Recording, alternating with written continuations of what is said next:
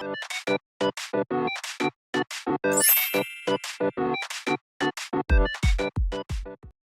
alo, Vi đây và chào mừng mọi người đến với chuyến đi Cà Mau của tụi mình. Hello vlog đi mọi người, hello vlog đi. tuần trước mọi người đã được đi Phan Thiết Mũi Né cùng với cộng đồng Ba Khía rồi ha. Nếu ai chưa xem video tuần trước thì link mình sẽ để ở dưới description box hoặc là ở góc phải phía trên màn hình nha. Mặc dù có hơi muộn nhưng xin giới thiệu với mọi người, đây là chuyến đi đầu tiên gắn kết những con người xa lạ để trở thành cộng đồng Ba Khía như bây giờ. Trip này bọn mình đi từ Cà Mau đến Bạc Liêu trong vòng 2 ngày 1 đêm. Trip này có vẻ là hơi ngắn nhưng mong là vẫn đủ content cho mọi người xem. Bọn mình di chuyển từ cổng vào đến điểm đầu tiên, đó là mốc điểm cuối của đường Hồ Chí Minh.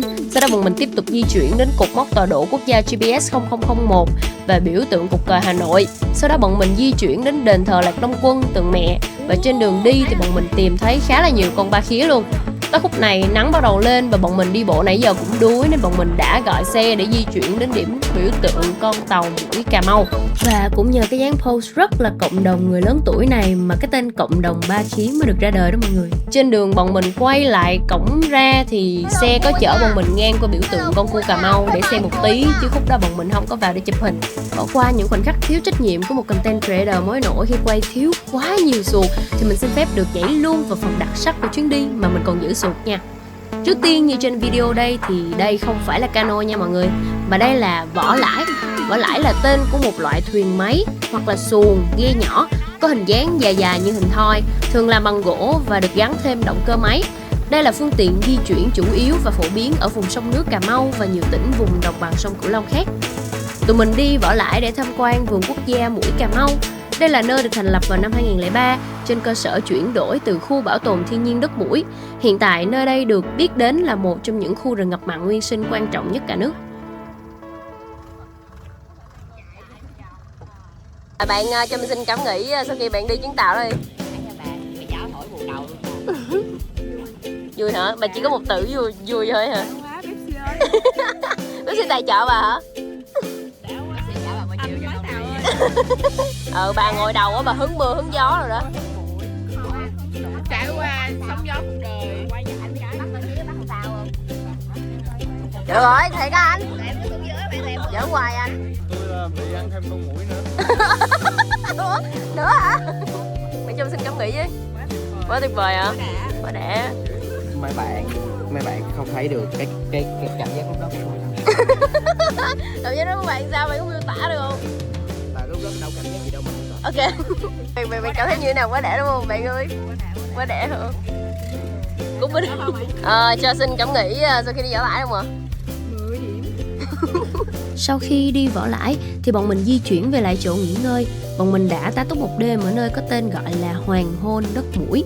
Để biết cụ thể hơn chỗ đó nhìn đại khái ra sao thì mọi người có thể tham khảo chương trình 2 ngày 1 đêm chặn Đất Mũi Cà Mau nha.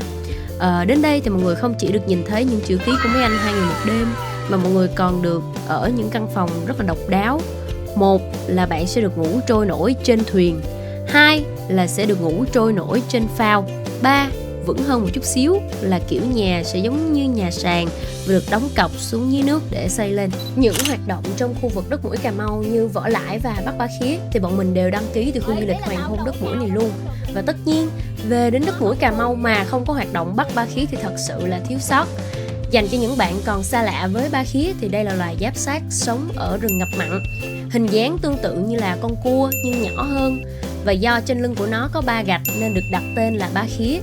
Đây là món đặc sản ấn tượng của Cà Mau và rộ nhất là vào mùa con nước lên, vào khoảng tháng 8 đến tháng 10 âm lịch. Để bắt ba khía thì người dân ven biển miền Tây thường hay đem thau, thùng cùng với đèn đuốc đi soi ba khía trên các cây bần, cây mắm. Và sở dĩ phải bắt ba khía vào ban đêm là vì loài này thường có tập tính đào hang. Ban ngày thì sẽ chui vào hang trú ngụ, chỉ có ban đêm mới chui ra khỏi hang để đi bắt mồi mà thôi. Ba khía thường rất nhanh nhẹn trong môi trường tự nhiên của nó. Và để bắt được tụi nó mà không bị kẹp thì phải chụp tụi nó thật nhanh và mạnh. Nếu không khéo léo một chút thì ba khía sẽ vùng vẫy rồi kẹp người bắt và sẽ thí càng, nghĩa là chủ động tự ngắt chi của mình để chạy thoát thân. Đây nè. Gì? Nó này nè.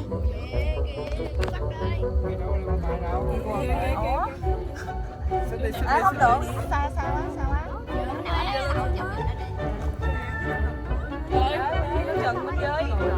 Nghe lý thuyết thì có vẻ rất là dễ xơi, nhưng mấy em ba khía này xơi không có dễ đâu nha. Ngồi trên thuyền hơn chục con người cho nên việc chồm tay ra quá xa sẽ làm cho thuyền nghiêng và rung lắc dữ dội. Nên là đứa nào cũng ráng tay hết. Bóc lẹ. Bóc luôn.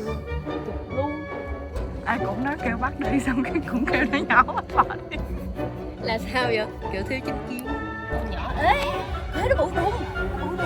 Đâu? Đây nè thấy không? Sao bắt? Nè. Nhào ra đi. Mấy đứa này mắc cười quá. Nãy giờ có anh bắt rồi. Mình chỉ soi giùm anh thôi chứ mình không bắt được. Đúng rồi, mình được cái đánh động.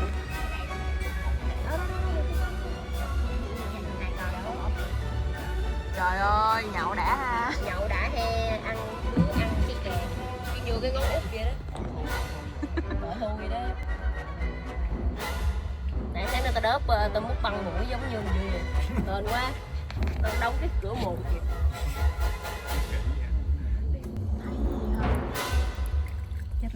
Do vấn đề kỹ năng của tụi mình kém nên tụi mình bắt được có 1 con rưỡi mà thôi.